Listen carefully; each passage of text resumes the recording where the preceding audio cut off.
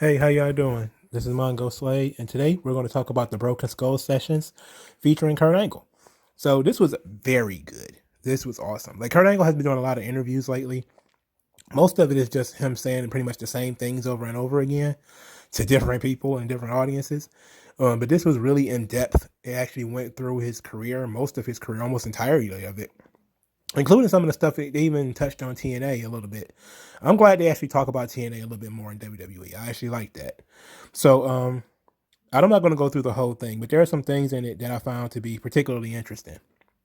For instance, Kurt Angle he told the story of Shane Douglas giving him a phone call. This was after Vince McMahon offered him $5 million. No, he said $500,000 a year for 10 years. That's $5 million. It's a $5 million deal. And he turned it down because wrestling is fake and he didn't want to do it. And so he said that, over time, because he was 27 when he won the gold medal and he already broken his neck, he wasn't really going to be, an Olympian again. Even though, he had a chance, but you're as a seasonal athlete, it takes time, and he didn't know how much time he had left. He would have been, 30, 31, if he wrestling again, but you have to feed yourself in between that time. So he said that he called Vince McMahon to do WWE, and he said he had to try out and all that type of stuff. So what he did was he ended up getting a phone call from Shane Douglas, and he was told by Shane Douglas, who's also from Pittsburgh, that ECW was a more real style of pro wrestling, and that it might fit him better to come to ECW, which is really bizarre. That is really, I couldn't imagine Shane Douglas telling him that massive, monumental fucking lie. I couldn't imagine. I'm really hoping Kurt is wrong, because I know Shane Douglas is kind of delusional about what ECW was. A lot of people are, but I don't think he would be that damn delusional. He couldn't be. He couldn't be. He couldn't be. Anyway, is apparently being told that, ECW was more real. Kurt Angle went to the ECW show, and that's when he saw the crucifixion and all that type of stuff, and it was like, no, I don't want to be a part of this. So I thought that was interesting. There's no way. There's absolutely no way Shane Douglas told him that. I refuse to believe it. I refuse to believe that one. I shook my head on that one. I liked a lot of the story stuff that he told. Basically, like he said that, he trained with Dory Funk Jr. Dory Funk Jr., of course, is a wrestler, old NWA champion. Guy was like really, really old. And, Dory Funk, basically walked him through training and different things like that. And how he had to, as a shooter, somebody who was a legit background, he had to learn, how to respect the performers, especially the main event performers, because as a legit shooter, you could go in there and grapple the guy to death. But that'll kill the business, kill everything. So he had to learn, and he had to study how other performers worked, so that he'll know how to work. And that was very interesting. I love that too, because it shows that it's a lot more to the business than just being able to roll around on the mat. Even though that's part of it, and that's, if you can do that, that's pretty good. Like I enjoy some of the grappling aspects of wrestling too. So it's fun, and then that's what it used to be, back in the Gotch days, and back then, Joe Stetcher and all those dudes, they used to grapple. Sort of the wild hundreds of punches and all that type of stuff started to come a little bit later. But he's talking about, studying matches, and then he's like, okay, well, I had to work together. He's a real athlete, so he had the work part. The part that was the problem was the character. He had to, have a personality. And he talked about Vince McMahon putting together this character of Kurt Angle, this sort of nerdy, snobbish guy who thinks he's a babyface, but he's really a heel because nobody likes him. And he basically said, like, he wanted to be like Stone Cold Steve Austin. He wanted to be cool, but it wasn't in the cards. Like, that's not his skill set. But it was also a very interesting thing that he said that, later on, that he wanted to do. He wanted more merchandise. He wanted more merchandise money and all that type of stuff. And Vince McMahon would tell him, like, we can't really monetize your background.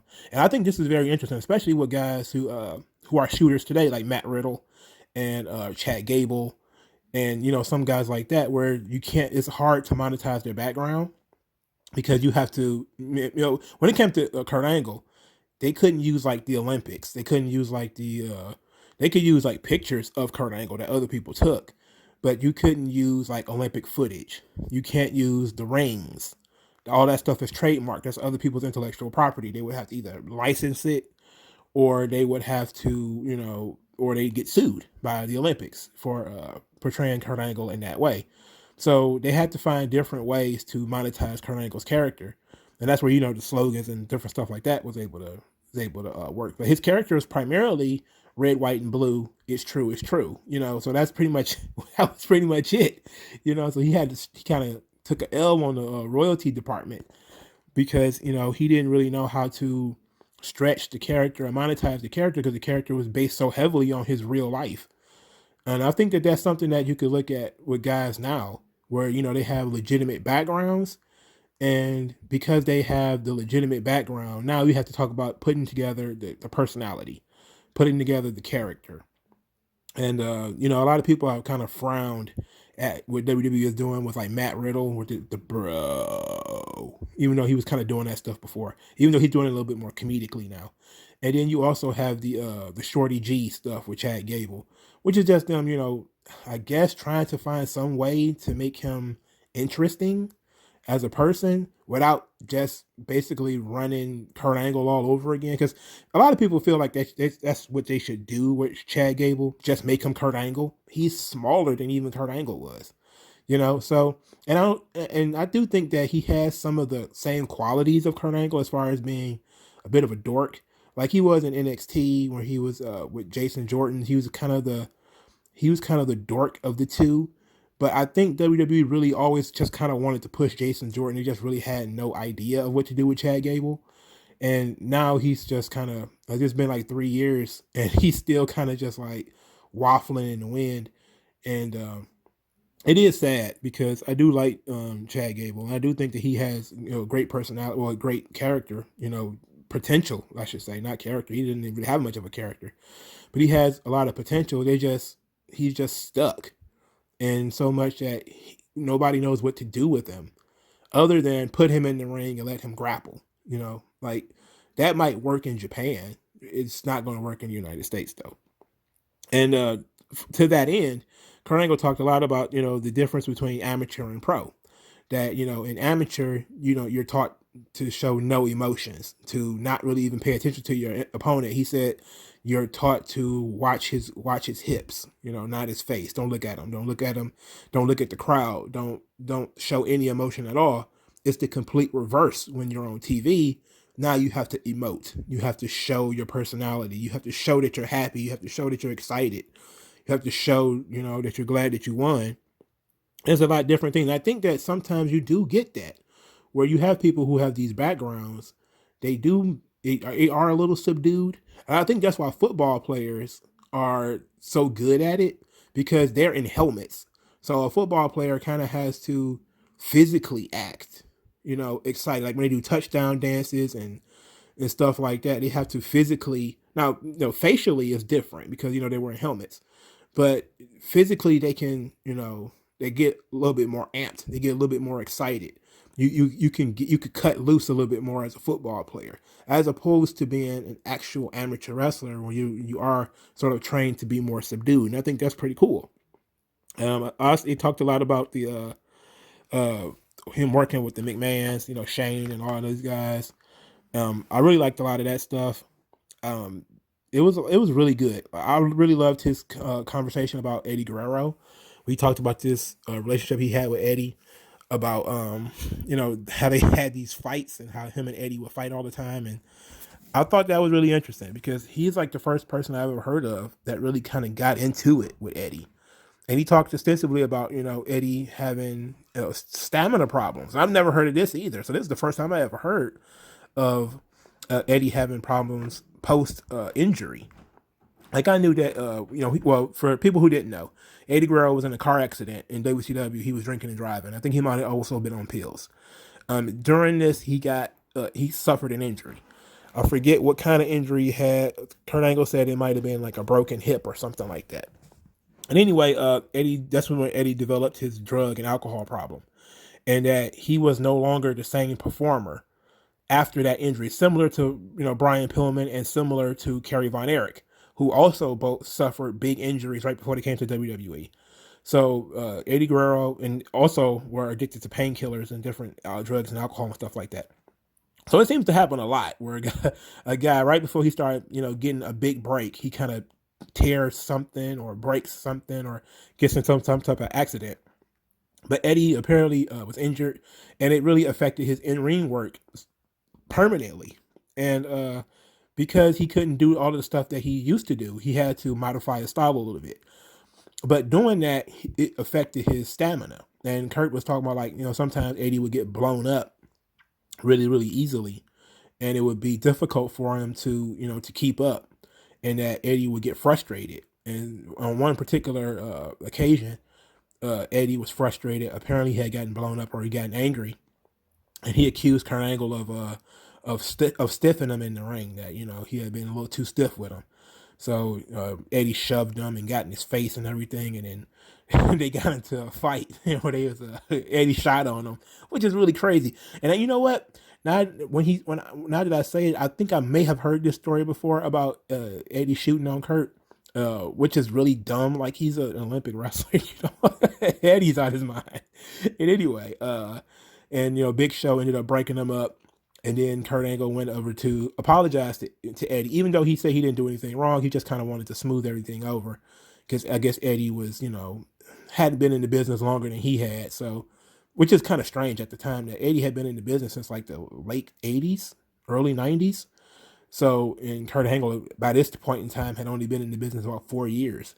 So, in Matt time, Eddie was the senior, even though I think they was probably around the same age. And so he went over to apologize, and he was like, I want to, I want to talk it out. And Eddie says, but I don't want to. And then he went at it again. I thought that was great. I was like, it's kind of crazy. Like, I wonder if these kind of stories still go on, because I don't remember, I was watching a little bit of wrestling around this time. I wasn't following the dirt sheets that closely. I don't remember the dirt sheets ever talking extensively about the heat between Eddie Guerrero and Kurt Angle. I don't remember, people talking about that heat. It seemed to be like, from what it sounded like they got into it a lot. But Kurt Angle was in like a lot of weird situations where people, because he had the reputation, people was just testing him. Like, he talked about WrestleMania 21, and he said, like, Shawn Michaels told him, like, I ain't scared of you. And he was like, what are you talking about? like different people. Brock, obviously, the his shoot fight with Brock, Vince McMahon shooting on him. It's just different things where he had this reputation, so he became sort of the measuring stick, where different guys would basically just shoot on him to see where they stand against this Olympic gold medalist. And I can see that. I can see how men would do that. Like, a man would see another guy as being like, oh, he thinks he's bad, huh? Either you're going to show me that you're not scared of him, or you're going to go over there and see how you place on the hierarchy. Like, he may sound like he the baddest dude because he won a gold medal, but I think I could take him. Which is also another manly thing, is that ego, that pride. If you think you can take the Olympic gold medalist, that was great. I was glad I was okay with Brock being very close, because Brock is All-American UFC champion. I mean, it makes sense that he would try it. It would make sense that Brock would try it. And they actually talked about that. He talked about Brock shooting on him a long time ago. He'd been talking about that a lot, and he basically said it's basically just one pin that he got on Brock. He scored 1 point, or he took him down once, or something like that. But it wasn't nothing crazy. Now, the interesting stuff to me is Kurt Angle talks a lot about his drug addictions. And I am infinitely interested in Kurt Angle's drug addiction, because I'm surprised he's still alive.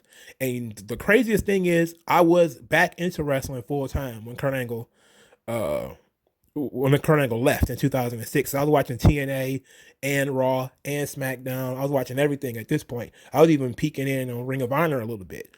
I don't remember hearing about this ever. Only thing I remember is Kurt Angle is beat up, he's injured, he wants to go. But what Kurt Angle said about him dropping his pants in front of Vince McMahon to show how he how his groin was torn, and how injured he was, and how he was crunching and smashing pain pills. How his sister had died of a heroin overdose, and he was dealing with that. And I don't remember hearing about any of this stuff. So you kind of have to ask questions about like the dirt sheets. Like, the dirt sheets always have stupid blind items about some guys mad at Vince McMahon because of some stupid reason. Keep you posted. But then you have like these real insane things. Like, other people were in the room when Kurt Angle went in there and dropped his pants. And I don't ever remember hearing about this. I don't ever remember hearing about that. About him going about he was giving Vince McMahon death threats through text message because he wanted to get out of the company so bad because he was so miserable. And he said like he didn't remember sending these text messages because he would get high, want to quit, and then send Vince these text messages like I quit or I'm not coming in or whatever. And Vince would just kind of ignore them. And then he would, he stormed into the office and dropped his pants. And it was like a whole lot of shit about, Kurt Angle basically losing his mind and how he was miserable and suffering, and he just wanted, but I think he said mostly he felt like he wasn't the guy anymore, that, when he was sent to ECW, it was kind of a demotion. He didn't say the word demotion, but he kind of said like, okay, well, Cena was the guy, because he said that he was pretty much going to get the spot to be the Marine in the Marine movies. And then Vince, 4 months later said, oh, we're going to give it to Cena. And he's like, that's kind of the straw that broke the camel's back. That's where he really wanted to go. So I thought that was interesting too, because I don't remember hearing about any of that stuff. I don't remember hearing that Kurt Angle was offered the Marine. I don't remember hearing about that. I think I probably would have. I know Kurt Angle has been in movies. I don't remember seeing any of them though. I know Rob Van Dam was also in the movie and it sucked. But he just talked about all of the drug addiction, But he was talking about TNA, and he was like, man, he didn't drink until he went to TNA. So he's like, being in TNA, everybody drank. So he was still taking somas, and he was popping Xannies. He got 4 DUIs in 5 years. And, getting that divorce, I'm guessing was a divorce. I don't know if his current wife threatened to divorce him, and that's what made him get clean, or when Karen was fucking around with Jeff, and then after all that, he had to get clean. I don't remember. Because he didn't specify. He just said when my wife, said she was leaving. But I don't know if he mean his current wife or his ex-wife. I think if he meant his ex-wife, he probably would have said his ex-wife. But that was interesting. I thought all that was pretty cool. And then they talked a lot about he had another interview with another young lady where he talked a lot about his second WWE run, which he was not thrilled about because he wanted to wrestle and he wanted to get in there. And, he kept himself in shape by wrestling on the independents for a year in the hopes that he would get the phone call to go to WWE and be able to wrestle. But, when Vince McMahon brought him in to do the Hall of Fame, he had no intentions of letting him wrestle. So Kurt Angle just basically stopped working out, stopped staying loose, and then his body started to became arthritic because there was a lot of inactivity. So then he, when he actually did start wrestling again, he looked terrible. And I was like, that makes sense. It makes sense that he would badger Vince all this time about wanting to wrestle, even though, Vince was kind of like, you're done. We're kind of done here, Hall of Fame. And he's like, maybe we'll get you there. Maybe we'll get you there. And then he kind of got the shaft because when they needed to put him in there, he wasn't in shape. And I was like, wow, bad luck. What horrible luck. And of course he was unhappy with Baron Corbin. I know that gotta suck for Baron Corbin to keep hearing that though, because the fans say it and Kurt Angle said it, that he kind of he wasn't the right guy. That's gotta suck for him because, you want to push young guys and then you put I don't want to say the wrong guy, but you put a guy in a spot and then people kind of reject it and they kind of like, we didn't want that. Angle wanted Cena, and then, Vince said if you wrestle another year, you'll get Cena. And then Angle was like, no, I'm going to retire this year. And then he said, well, if you wrestle this year, you got to wrestle Corbin. So he wrestled Corbin and lost, and that was it. And I was like, wow, that sucked. That sucks. He could have held out for a year, I think. Like, I think if he could have, put the work in. Again, the crazy thing is, I'm kind of glad he didn't though, because if he had, wrestled Corbin at WrestleMania 35 and then got the shot to wrestle Cena for 36, that would have been the year of the Rona. So he wouldn't have even had that match anyway, because it would have been no crowd. So he would have had his last match in front of no crowd. No, that wasn't a good idea. That wasn't a good idea. So I'm kind of glad he got the, the ovation in front of, even though it was Baron Corbin, it was at least in front of a crowd. He didn't have to go in there and wrestle without a crowd against John Cena in a match that people probably would have shit on anyway, just kind of how they are.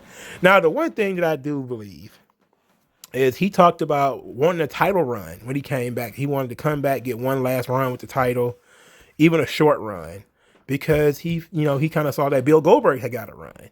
And he was kind of comparing himself to Bill Goldberg. Now, this was a really good talking segment for me, because he's kind of talking about, like, Angle was a humble guy. Like, he always gave other people credit for his success. He gave his brothers credit for his success. He gave everybody leading him, because he was a rookie, gave them success, and gave them, credit for his success, everything. So here he is now saying, basically, you know what? I think I'm a commodity on the level of Goldberg. And, I think I deserved one more run too.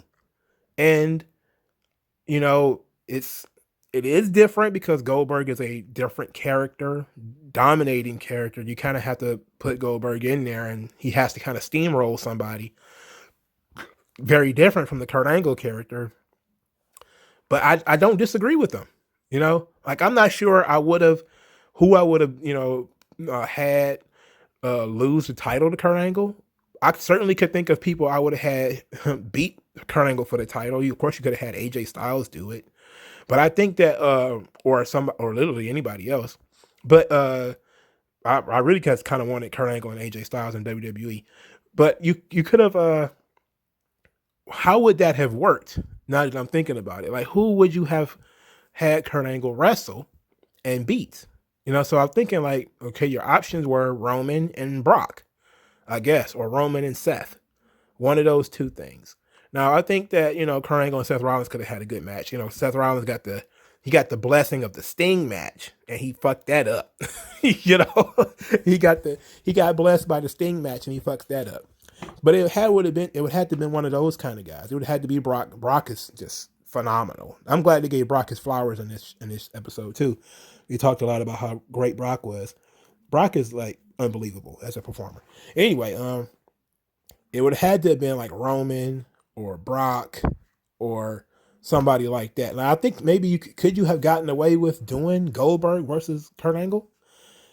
I think that would have been something people would have enjoyed. I'm not sure Bill Goldberg would have enjoyed it. So I'm almost certain he wouldn't have liked it.